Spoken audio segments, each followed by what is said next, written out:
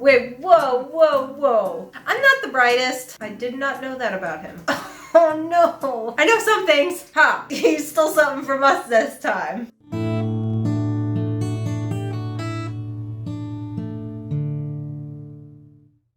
Welcome back all, Angela here. I apologize right now if I come across a little fuzzy. Ethan is off in Iceland right now and he's got the camera, the good camera, so I'm using my phone. And the camera's not the best on it, so I'm maybe a little hazy, but either way, you get the picture, hopefully. And it turns out okay. I'm excited for this video coming up because it actually kind of goes along with one we did recently, which was 10 things America stole from Britain. So that video was kind of interesting, but this one caught my eye because this is top 10 things Britain stole from other countries. So you can blame us for a lot of stuff, but then we can turn around and maybe blame the British because apparently we're not the only thieves around. Anyway, so this video seemed interesting and we're gonna just jump straight into it. Care to join us for a spot of tea? Welcome to Watch Mojo UK, and today we'll be counting down our picks for the top 10 things Britain has stolen from other countries. For this list, we will be looking at things that you thought were quintessentially British, but as it turns out, are actually taken from other countries and cultures. Number 10, baked beans. The humble baked bean has made a home in every household cupboard in Britain. It's a staple. It's part of the national cuisine. You can't have a proper full English breakfast without beans on the plate. However, baked beans don't originally come from Britain, and we actually have our American friends to thank for the dish. The Heinz brand of tinned beans were originally sold in the UK in Fortnum and Mason as a fancy and exotic US import. And now America thinks it's weird that we eat them on toast. What gives? Okay, yes, I admit that the whole beans on toast, I think you guys can claim that one as your own because that's the only place I've ever heard of it. But I was gonna say baked beans. We've had baked beans for a while. Something about like the whole barbecue flavor. That seems very American to me. And now again, maybe we stole that from somewhere else as well. But okay, ha! You stole something from us this time. And something big. Number 9, pennyfarthing. Do you remember the pennyfarthing bicycle from history in school? The contraption, named after 2 British coins because of its ridiculous uneven wheel size, is seen as a symbol of incredible Victorian engineering and wealth. The design is credited to inventor James Starley, who created it around 1870. But the bicycle originates with French engineer Eugene Meyer, who patented the wire-spoked wheel and created a similar high wheel design in Paris a year before Starley's. Meyer is now, rightfully, considered to be the father of the unique contraption. Okay, I was gonna say I didn't really consider that as a strictly British thing because I feel like early America they had those bikes as well. So maybe we adopted them from the French as well. But anyway, I guess it never occurred to me that that might have been a British thing, and it's obviously not. Number 8, football. We may sing that football's coming home, but its original home isn't actually in the UK. True, footy is quintessentially British, and the first football association was created in England. But the earliest known form of football was a Chinese sport called Kuju, which was basically an ancient version of Keepy-Uppy.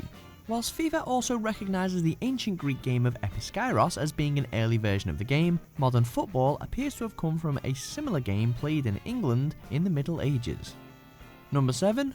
Well, it seems like the English have at least refined it to what it is now to an extent. But again, I know football's all over the world and more so in other countries than in ours. So that one doesn't surprise me a whole lot that it might have been claimed from somewhere else. Freddie Mercury. The flamboyant, strutting rock and roll star we all know as Freddie Mercury may seem as British as they come, but he was actually born in Zanzibar as Farouk Bulsara. Mercury spent his formative years in what's now Tanzania and then Zanzibar? Maybe that's in Tanzania. Maybe that's what he was saying. Okay. In Farouk Bulsara. Mercury spent his formative years in what's now Tanzania and then in India, which is where he learned to play piano. It wasn't until he was 17 that his family moved over to Middlesex in the UK. We should be thankful that he did, or he may never have gone on to front the legendary rock band Queen. Huh, that's an interesting one. I did not know that about him. Number 6. Polo. Polo, the sport of kings, such a noble sport. Such a British sport. Actually, no. The famous sport of the English upper classes wasn't actually invented by the Brits. It was originally played thousands of years ago in Central Asia and, most notably, Persia, where it was also a favourite with the nobility. The game's popularity eventually stretched to China and South Asia. It was then in India in the 19th century that the British picked the sport up, before taking it home and completely making it their own. Huh. Number Okay, 5. because I was gonna say that did seem like a more British thing. Like I don't know of other countries that play. I mean, I guess America, there are people that play it, but it's again kind of like that upper class sport that you would play, like if you go to Harvard or something, but or if you're just trying to learn, you can learn to play polo, but they don't really have leagues or anything, and it's not really. I guess I don't know of any competitions. Either way, it always seemed like a British sport to me. Number 5. The Queen. You would be forgiven for assuming that the Queen of the United Kingdom herself might be British, but you guessed it, you'd be wrong again. Her Madge actually comes from a family of German descent. That's The what I royal's thought. name Yeah. was originally Saxe-Coburg-Gotha, but they changed it in 1917 during World War I, essentially for PR reasons. If you look back through the monarchy's history, you'll see that most of the bloodlines are actually made up by nobility of many different countries, mostly from across Europe. That's what I've Number heard. 4. Pubs. The local. Wait, whoa. Okay, I mean, I guess I shouldn't be too surprised. Drinking has been around since the beginning of time. They can't be the first ones to have pubs, but the actual pub, like the scene pub scene, whatever, I feel like is totally British. Let's see what he has to say about this. The ale house. Whatever you want to call it, the pub is surely something distinctly British. There's one in every town. In some towns, there's one on like every 5. corner. The good old public house may now be as British as Churchill, but it was actually brought to these shores by the Romans. When the Roman armies invaded, they brought with them the concept of road networks. Along with that, they then set up pubs as convenient stop-offs along the way.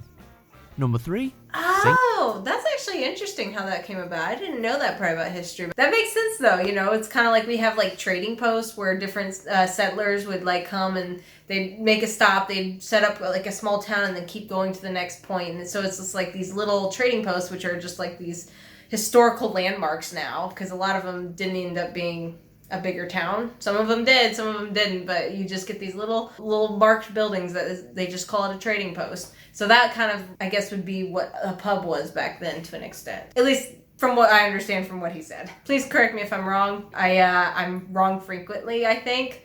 And so I need to correct it, otherwise I don't learn. They then set up pubs as convenient stop-offs along the way. Number 3. St. George. He's the patron saint of England. You'd think he'd at least be British, right? Nope.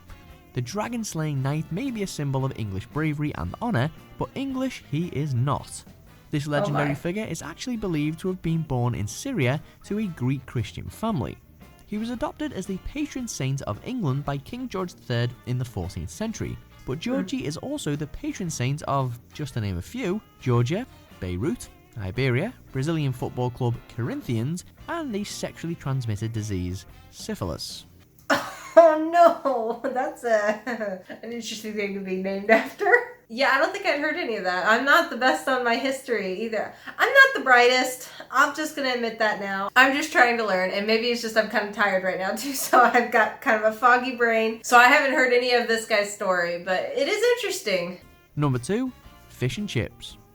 Ask anyone what the national dish of Great Britain is, and the answer is usually one of two things: a Sunday roast or fish and... Should I reattempt making fish and chips? I made it once. Let me know. Should I make it again? Because that sounds really good to me right now. Great Britain is, and the answer is usually one of two things: a Sunday roast or fish and chips.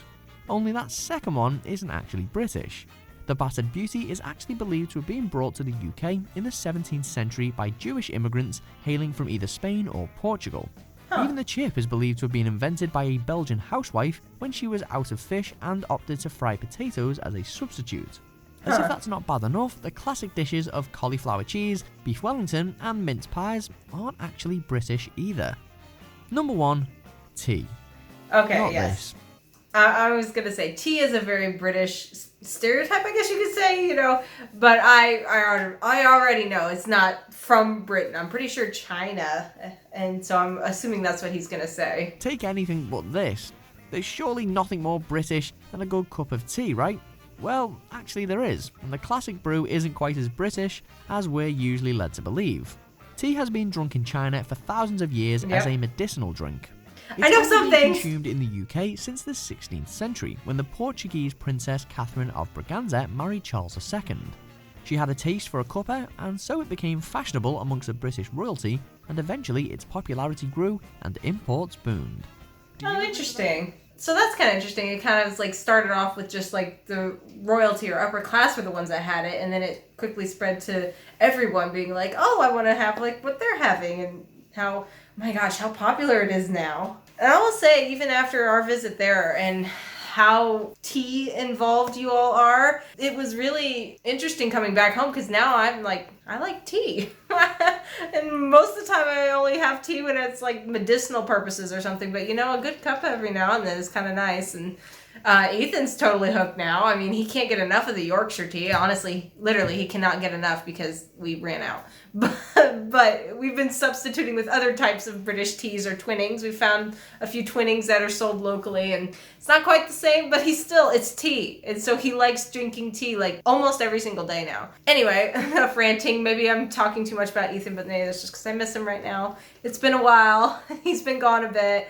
And he's still going to be gone a bit more. But I appreciate you all joining me today, just me. And in case you forgot, or maybe I forgot to mention it, he is in Iceland. He is coming back very soon-ish. You know, he's only going to be there 2 weeks. So depending on when this video comes out, that's only going to be a few more days to another week. I can't tell the future at this point from when I'm recording. Anyway, you guys get how YouTube works to an extent, I hope. Anyway. Sorry to break the illusion or whatever. Anyway, okay, I'm ranting. Okay. I'm not used to doing these by myself. I feel like I don't know when to stop talking.